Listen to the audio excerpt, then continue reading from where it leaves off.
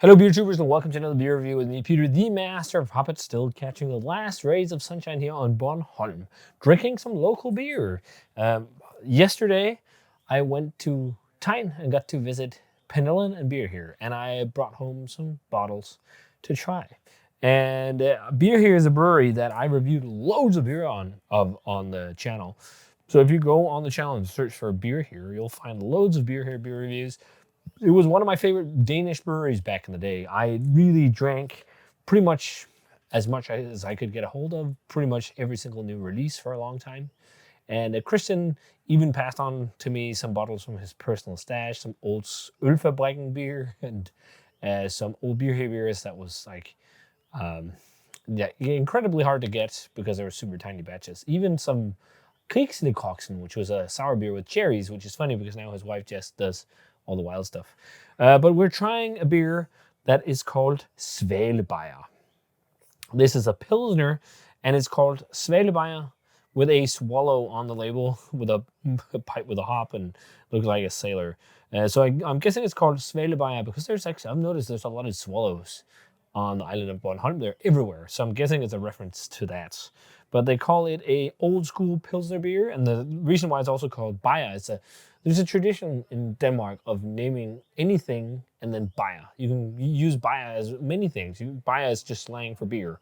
Walking beer, Go Bajer, Hygge Bajer, which is probably one of the more famous beers with a different name. You can do whatever. Neighbor beer, Neighbor Bajer. Over Higgenbayer. There's so many weird words you can use for it. So why not call it beer Svalebajer? Because Svale in Danish, swallow. Svale could also mean something to cool you down. So saying Svalebajer will mean that it's a beer that will also cool you down, which is nice. So I like that play on words. So it's a crisp pilsner with a nice frothy white head, which you could see when it was poured out. Massive. And it's made with Noble Saaz hops. So just the Noble hop sauce from the Czech Republic. It's got a fresh bitterness and a floral aroma and a nice golden hue from the Pilsner malt, giving it a taste of freshly baked bread. So I'm really looking forward to this. They've got some very good words, like a fun little description here, but you can't really, this will be hard to translate directly into Danish. So I think this one, it's unfiltered, unpasteurized. I think it might be brewed at another facility because I think some of the beers are sometimes packaged in bottles, Christian said, if I remember correctly, at other breweries here. Small batch. I'm not sure if this has been packaged there or packaged at their brewery, but their brewery is like very much of a MacGyver brewery, and they package both wild and clean beers, which is crazy without having issues with the infections. But let's check this one out. So pours a nice golden yellow color. It looks much more orange on camera, but that's because of the darkness around us that's coming in. But it's definitely golden. It's got some nice heavy CO2, it seemed like, and a frothy white head. Let's check out the aroma on Svalebajer. Yeah, pretty classic nose there. It's not like the most like intense and hop aromatic pills, but you definitely sense those Saaz hops in there. Like it gives like a floral crispness to it. The crispness being from the malt. But it's floral, it's just like slightly grassy. It's got like some doughy breadiness to me, and also I can see the whole freshly baked bread.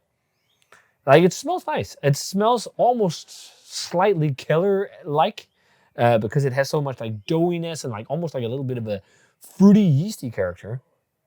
But it smells nice. Let's try it. Cheers.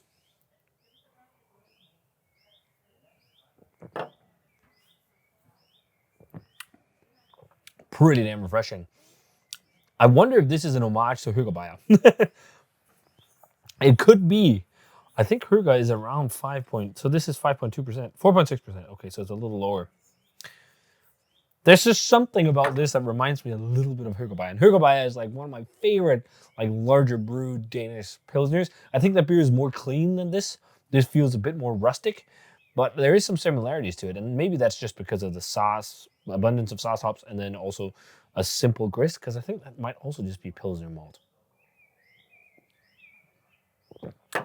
but it's got like a little bit of a killer vibe to it because there is like a little bit of yeast character, I think. Like there's a slight generic bright fruit ester or something like that sitting there, almost like a little bit of a pear or something. But it's grassy. It's got a decent bitterness, like a nice drying bitterness. It's not like abrasively bitter or anything, but just drying down very nicely. And then it's got like that floral, grassy, but also fairly peppery sauce hop flavor that is very iconic. This is a really nice Pils. I could drink this all day. This would be perfect as a Svalebajer, as it says, to drink in the sunshine. I'm drinking it in a dim setting, but that's just how it is. The kids are in bed. Now it's time to drink beer. But this is great Pils. It's very nice. It's not like world class. It's not the best of the best I've had, but it's enjoyable. It fits the bill for the weather. And again, like to me, it just reminds me a little bit of a more rustic version of something like Høgerbajer. A little bit more just like richness of maltiness in there with that like doughy breadiness, crackery, but there's a slight rich feel to it, which is nice. And I think, I don't know what the malt is in this. I think they used a lot of Fuglsang malt. So yeah, I think a more rich, crafty version of Høgerbajer actually. It's really nice. It's not like my favorite Pilsner from craft brewer in Denmark, but it's really good. I drink this again, and I drink it over a lot of these supermarket kind of beers I brought over from Sweden. It's nice. I'm thinking like 88, 89, something like that. It doesn't exactly reach 90, but it kind of fits the bill for what you want in this style. But let's just see here if we pour some of the gunks in, because all the beers are unfiltered. So now we're going to make it a bit hazy, I think. Yeah, we did. And also bitterness is very well balanced. It's bitter, but it's not like too abrasively bitter. Yeah, now it got a little bit hazy.